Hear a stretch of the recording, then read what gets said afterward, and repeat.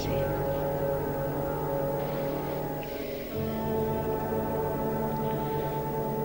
Find the parallel lines.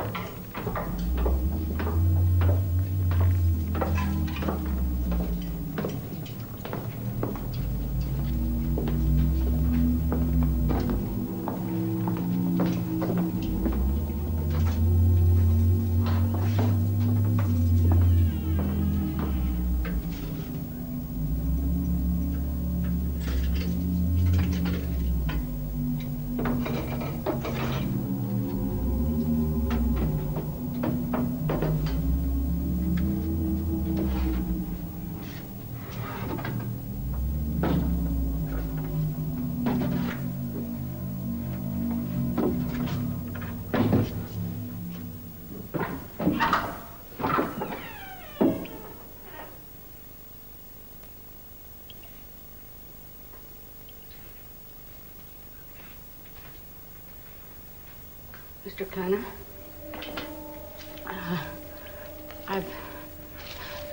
I've decided to give you some food and drink.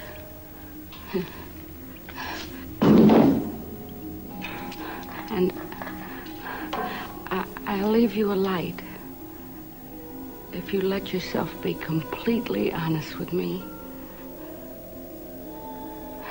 Please, please.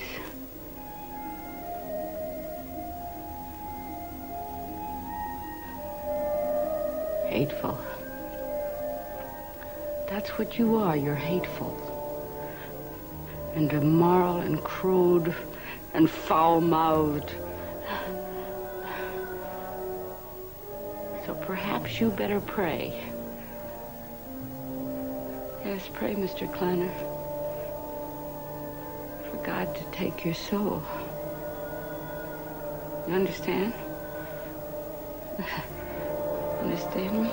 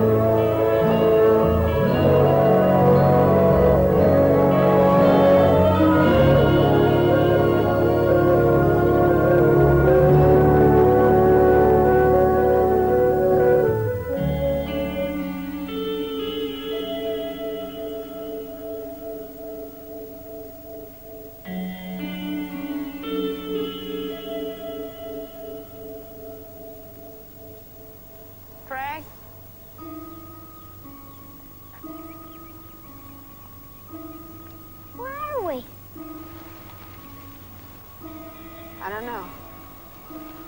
Pretty far from home. Come on, let's get a cab. Look at the lion! Did you say lions? Lion!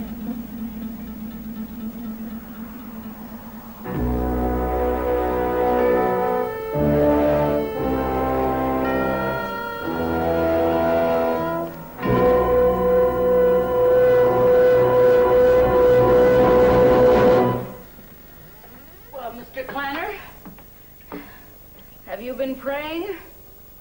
I've been trying to remember your daughter. Now, Mrs. Hilton, I met a lot of girls at that convention, at every convention. Now, maybe she gave me a false name. Why would she do that? She was proud to be a Hilton. Proud and intelligent and sweet. And she was raised to be a good girl. And no man had ever improperly touched her till she met you at that convention. And that one night with you,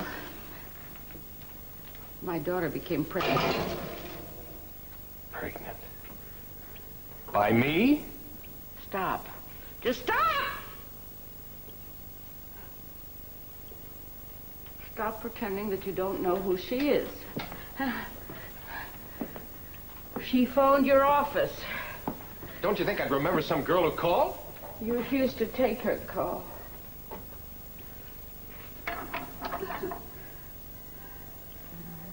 Remember? You pretended then that you didn't know who she was. You had your secretary tell her there were no further openings in your department. No further openings for a computer programmer. You knew. You knew a girl raised like Miriam wouldn't go to your office and make a scene. Or phone your home or your wife. First you destroyed her goodness, and then you counted on it. But she did go to your office, didn't she? She waited outside. Oh, not even in the lobby. Out in the street like some common little. All she wanted from you was a little human concern, advice. And my baby needed some help. She had no one. No one to turn to. You remember what you said to her? Go to a free abortion clinic. When she told you she couldn't do that, it was a mortal sin. Remember what you said here? You said, all right, but drop dead. Your own words. Underlined so hard. She tore the page right through. Not that it matters. It doesn't matter. It was the last word she was ever going to write in that diary. Mrs. Hilton, what can I say to you that I haven't said already? Please, let me talk to Miriam. She's dead. She did exactly what you told her to. She slit her own throat.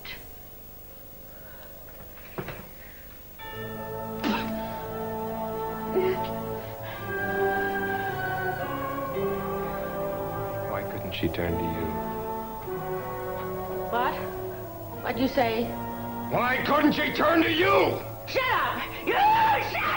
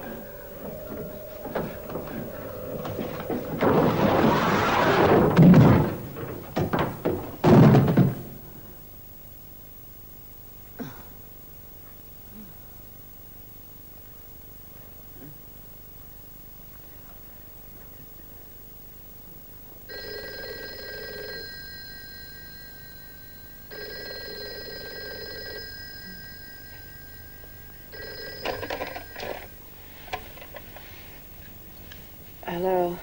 Hello, Diane. Who is it? It's Pete. You all right? Oh. Oh, I stretched out a couple of... I stretched out for a couple of minutes 2 hours ago. I had a terrible headache. What is it? You sound awful. Groggy. What'd you take for it? Oh, one of those blue and white goodies that they gave Frank for his back. Well, don't worry, Pete. I only took one. I'm up here in Frank's office. There's a fellow who wants to go through some things. I thought I'd check it out with you. I hired him this morning as a detective. Diane, What? take it easy on those little blue and white goodies, will you?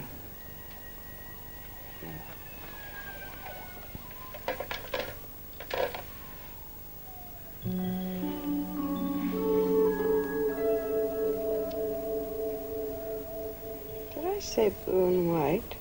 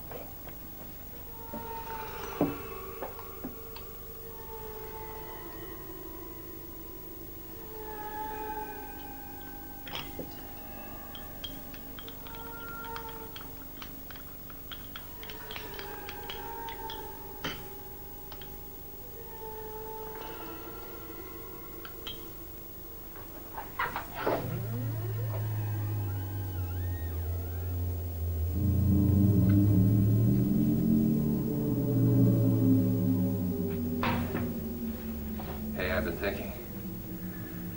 I've been trying to recall every detail of that trip, and I do remember a girl. Of course, I couldn't tell you what she looked like. She was rather plain.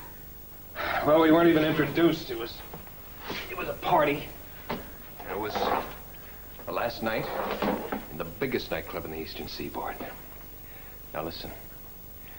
There was this member of my staff, you see. Brought the girl over to the table. They sat down. They couldn't have been there for more than 5 minutes. Well, this guy, he's got a pretty crude sense of humor. And it could be that he was using my name with her, you see, as a kind of a joke. He probably thought it was funny as hell. I don't think you're going to find hell very funny. How long are you planning to keep me alive in this one?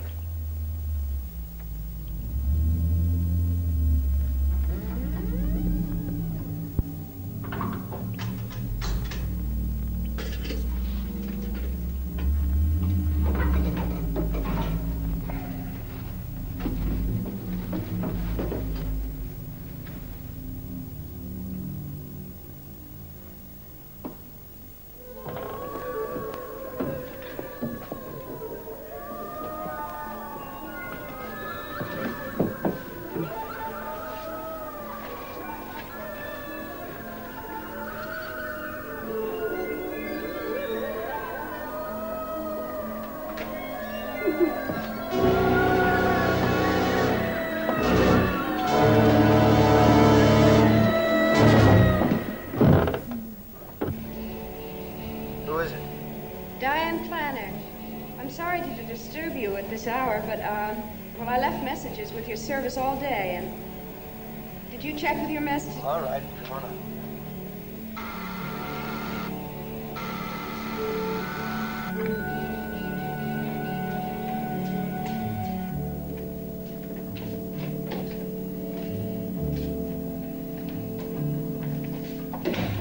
Why didn't you return my calls?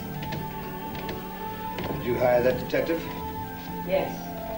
All right, then. What are you doing here? I need your help. This morning after I left you, I went for a walk. And I found myself on Pine Street, near the Presidio. And I know that I have never seen that house before. Isn't it coming across to you that I cannot help you?